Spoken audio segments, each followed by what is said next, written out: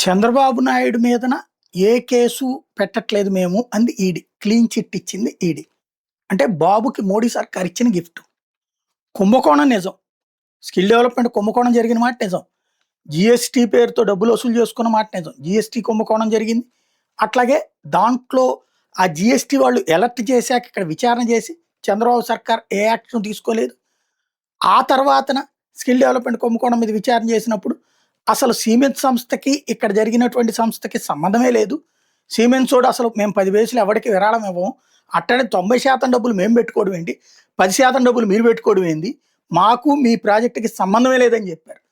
అదే సందర్భంలో సిమెంట్స్ సంస్థ పేరుతో క్యాబినెట్లో అప్రూవల్ చేసి డిజైన్ టెక్ సంస్థకి 350 కోట్లు డబ్బులు ఇచ్చారు. దానికి కారణమైనటువంటి ఆ కన్వల్కరా వీళ్ళందరినీ అరెస్ట్ చేయడం జరిగిపోయింది.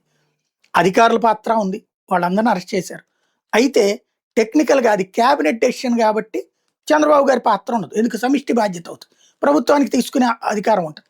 అది తప్పు చేసింది కింద అధికారులు అన్నటువంటి కోణంలో కేసుని ఇంతవరకు వచ్చేశారు. దానికి చంద్రబాబు క్లీన్ చిట్ అంటూ ప్రత్యేకించి ఈడీ ఇంకొక అఫిడవిట్ వేసిందంటే బాబు గారికి సంబంధం ఉన్నట్టు మాకు ఏం తేలలేదని, బాబు గారికి క్లీన్ చిట్ ఇచ్చినట్టే, నో డౌట్. కుంభకోణం జరిగింది అన్నట్టు ఉంది, బట్ బాబు గారికి క్లియరెన్స్ ఇచ్చారు. ఇది మోడీ సర్కార్ బాబు గారికి కూటమి గిఫ్ట్ అనమాట. ఇప్పుడు ఇదే అప్లై అయ్యేది జగన్మోహన్ రెడ్డి.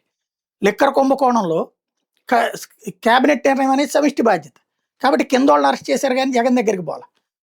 వివేకానంద రెడ్డి కేసులో అంతే, జగన్ పేరు రాలేదు. అందుకని వీళ్ళు చివరికి సిబిఐ సుప్రీంకోర్టు దాకా వెళ్ళినా కూడా జగన్ పేరు పెట్టలేదు.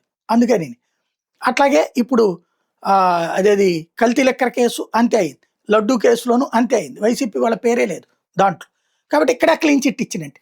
కానీ ఇక్కడ ఈ 4 గంటల్లో వైసీపీకి కానీ జగన్కి కానీ సంబంధం లేదని క్లీన్ చిట్ ఇచ్చిన అబ్బాయి వైసీపీ జగన్మోహన్ రెడ్డి పాత్ర, దాంట్లో అప్పన్న అనేవాడు ఉన్నాడు కాబట్టి లెక్క, లేకపోతే దాంట్లో అవినాష్ రెడ్డి ఉన్నాడు కాబట్టి లెక్క అని చెప్తున్నారు. ఇక్కడ వచ్చేటప్పటికి లేదని చెప్తున్నారు. మన పత్రికల్లో వార్తల స్టైల్ అట్లుంటాయి.